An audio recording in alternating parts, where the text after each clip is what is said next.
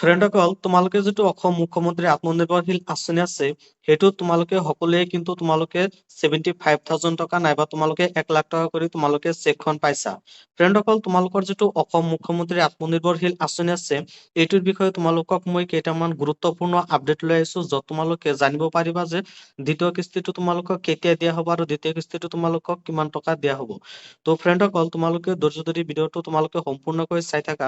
আৰু যদি তোমালোকে আমাৰ চেনেলত নতুনকৈ আছে তেতিয়াহ'লে আমাৰ চেনেলটো ছাবস্ক্ৰাইব কৰি দিবা। আৰু যদি ভিডিঅ'টো ভাল লাগে তেতিয়াহ'লে এটা লাইক কৰি ভিডিঅ'টো শ্বেয়াৰ কৰি দিবা।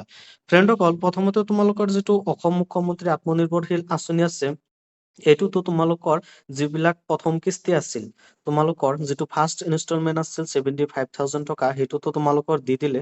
মানে তোমালোকৰ 2 লাখ টকা দিয়াৰ কথা আছিল, তোমালোকৰ 1 লাখ টকা যেনেকৈ তোমালোকক এটা কিস্তি বা দুটা কিস্তিৰ জৰিয়তে তোমালোকক দিছে বা দিব। কিন্তু তোমালোকৰ যিটো নেক্সট আৰু 1 লাখ টকা আছে, সেইটো তোমালোকক কেতিয়া দিব আৰু তোমালোকে সেইটো পোৱাৰ কাৰণে তোমালোকৰ কি কি কৰিব লাগিব বা কেনেকুৱা পৰ্যায়ৰ জৰিয়তে তোমালোকে সেই টকাখিনি পাবা।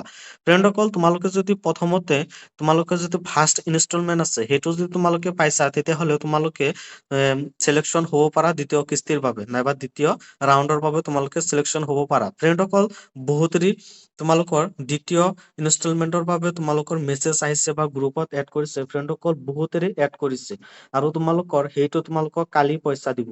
মানে আমাৰ যিবিলাক গুৱাহাটীৰ ইণ্ডিয়াৰ আঁৰত হয়, সেই গুৱাহাটীত তোমালোকৰ বহুতেৰে চিলেকশ্যন লিষ্টত নাম আহিছে বা তোমালোকৰ মেছেজ আহিছে। সেইসকলে কালি গুৱাহাটীলৈ যাবলৈ কৈছে আৰু তোমালোকক অনুমোদনখন দি দিব।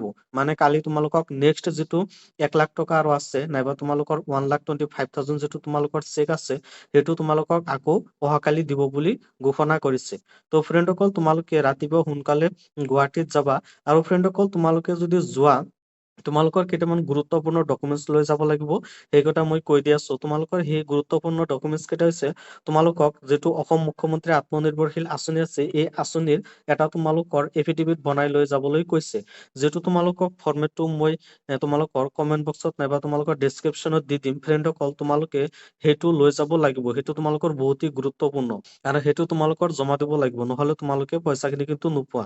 ফ্ৰেণ্ডসকল, তোমালোকৰ কালি মানে অহাকালি তোমালোকৰ যিটো তোমালোকৰ ছেকেণ্ড ইনষ্টলমেণ্ট আছে, সেই ছেকেণ্ড ইনষ্টলমেণ্টটো তোমালোকক দিব।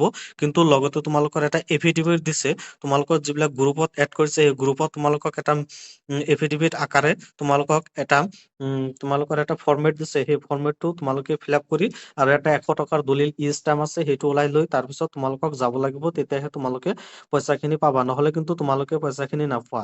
ফ্ৰেণ্ডসকল, তোমালোকৰ মনত যদি কিবা প্ৰশ্ন থাকে তেতিয়াহ'লে আকৌ প্ৰশ্ন কৰিব পাৰা। বেছি দিন সময় নাই, কালিৰ পৰা আকৌ ছেকেণ্ড ইনষ্টলমেণ্ট আৰম্ভ হ'বলৈ যাই আছে।